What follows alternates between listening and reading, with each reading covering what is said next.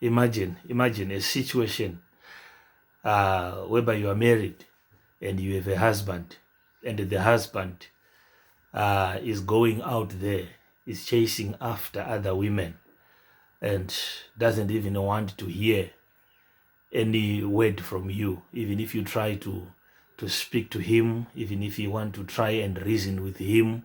He doesn't want to hear you. He keeps on going there. He sleeps around, sleep outside, 2 nights, 1 night, all those kind of things. And you don't have anyone to talk to, and you do not have anyone to tell. If you speak to people, people will simply encourage you and say, be patient, it shall be well, one day things will come around, and all sorts of things. So imagine that situation, and the husband is even worse.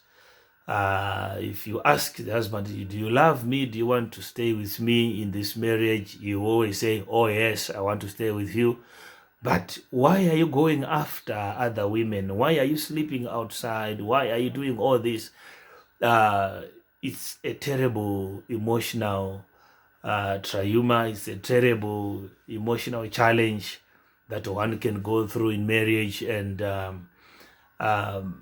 sometimes, even if you try to go even to church, they will simply pray and say, go in peace, and all those kind of things. And you end up not knowing what to do exactly.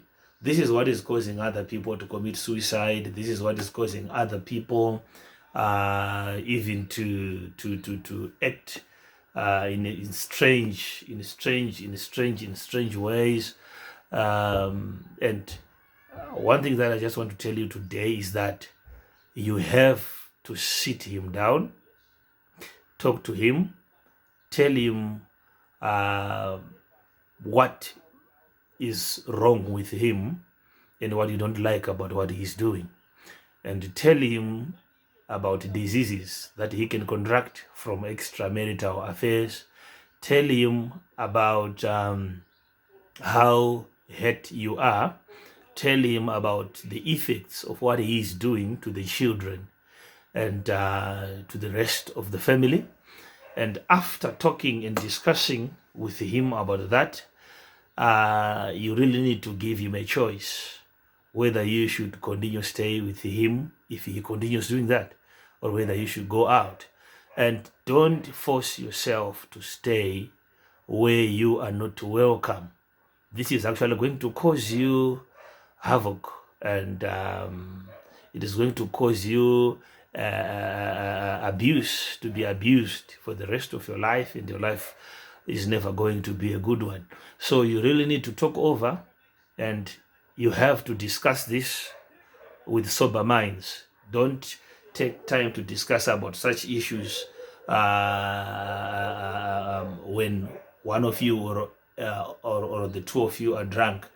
So after discussing and after talking about it, you need to come to a mutual understanding and try to talk sense into him. List down the disadvantages of what he is doing about your family and about yourself. Diseases, and also you lose your respect, even respect over him, respect over yourself. You begin to think that you don't have any value if your man is going and sleeping around.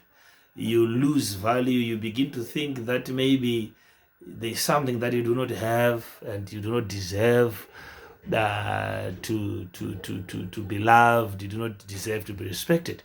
So it's a matter that you're supposed to solve by sitting down, talking, discussing over the issue with sober minds, and make a decision whether you want to live by it or you want to move on. There is no time where God says it's not the right time. So I want you to know that there are things that you may consider that can never be solved.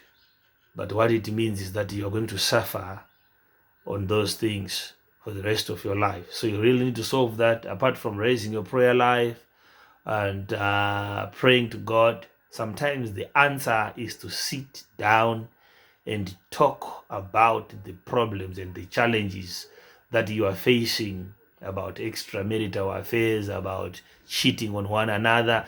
And if you discuss and come to one sense and know exactly what is going on and what is happening, then the solution comes.